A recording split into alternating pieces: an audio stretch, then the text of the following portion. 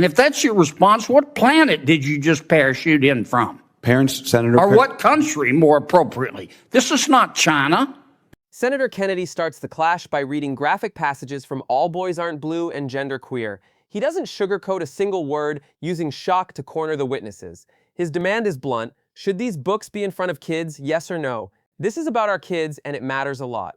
Kennedy makes it clear that this fight isn't academic, it's about what children are being exposed to in schools. I want to try to understand what you're asking us to do. Let's take two books that have been much discussed. The first one is called All Boys Aren't Blue, and I will quote from it. I put some lube on and got him on his knees, and I began to slide into him from behind. I pulled out of him and kissed him while he masturbated. He asked me to turn over while he slipped a condom on himself. This was my ass, and I was struggling to imagine someone inside me. He got on top and slowly inserted himself into me. It was the worst pain I think I have ever felt in my life. Eventually, I felt a mix of pleasure with the pain. Close quote. All Boys Aren't Blue. The second is another much discussed book. I'm sure you're familiar with it. It's called Genderqueer. Okay? Let me read an excerpt from that. Quote, I got a new strap-on harness today. I can't wait to put it on you. It will fit my favorite dildo perfectly. You're going to look so hot. I can't wait to have your cock in my mouth. I'm going to give you the blowjob of your life. Then I want you inside of me. End quote. Now, Mr. Secretary, what are you asking us to do? Are you suggesting that only librarians should decide whether the two books that I just referenced should be available to kids? Is that what you're saying? No. Okay. Tell me what you're saying. Well, first of all, there's this... Don't give me a speech. Tell me what you're asking me to do. The confrontation peaks when Kennedy turns to LGBTQ activist Cameron Samuels. Samuels argues for collaboration and review committees, but Kennedy dismisses it as sidestepping.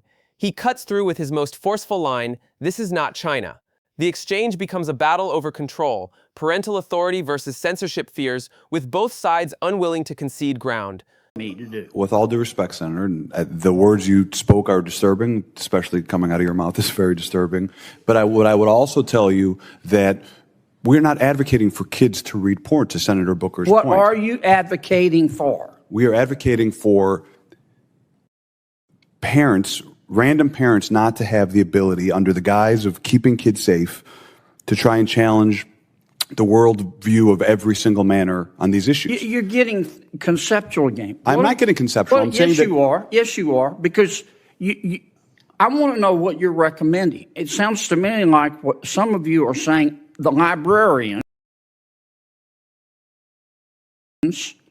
should decide who gets to see that book. I'm saying when individual parents are allowed to make a decision of where that line is, and To Kill a Mockingbird, which involves a rape scene, should that book be pulled from our libraries? I think it becomes a slippery slope. I think you ought to think about it a little bit more before you come here. I've thought about it, Senator. If you're going to propose something, you ought to be able, in 30 seconds, to be able to explain what Senator, you're asking us to do. Ms. Kelly, what do you understand?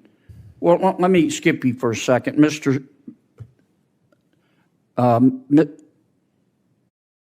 Cameron, tell me what you're proposing. It's pronounced Nix. Here, the heat rises. Kennedy refuses speeches or abstract answers. He wants clarity, fast. Cardona insists they are not pushing pornography but defending broader access. Kennedy won't accept it. He hammers the point. Who decides? Librarians, parents, or someone else? His frustration grows as he calls the answers conceptual and evasive. Mix, is that how would you like me to refer to you? Senator, your definition of sexual is synonymous with LGBTQ identity. I'm not asking you that. I'm asking you to tell me you read those two excerpts. Genderqueer. Do you think that, are you asking that only librarians and not parents have any say in whether minors can read those books? Is that what you're saying? Genderqueer has never been in my school library, so it's never been banned. Well, suppose it was. Should it be up just to the librarian, or should parents have a say? There should be facilitation of collaboration between students. Should parents have and a say? Parents should be working with students and educators to be Okay. making decisions, because students All right. are. And who decides ultimately? The librarian, or do you take a vote, or who takes the vote? Book review committees in the community in my school district. You want a committee to decide? There are committees. Okay. Well, I'm asking you, how do we decide whether the two books that I just referenced should be available in the library? What would you, if you were running things, what would you do?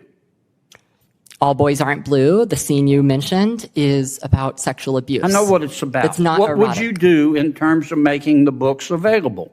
Would you say anybody can see them, or they have to be in a special session? Students who do not read books like All Boys Aren't Blue cannot learn what is appropriate. I understand that. They cannot learn. I understand, but none of you want to abuse. answer my question. You come here and you say censorship is bad, and of course it's bad. But the obvious response is, okay, you heard the books we're talking about. Okay, we're not talking about Catcher in the Rye. So tell me what you want, who gets to decide. And all I've heard is the librarians. And parents have nothing to do with it.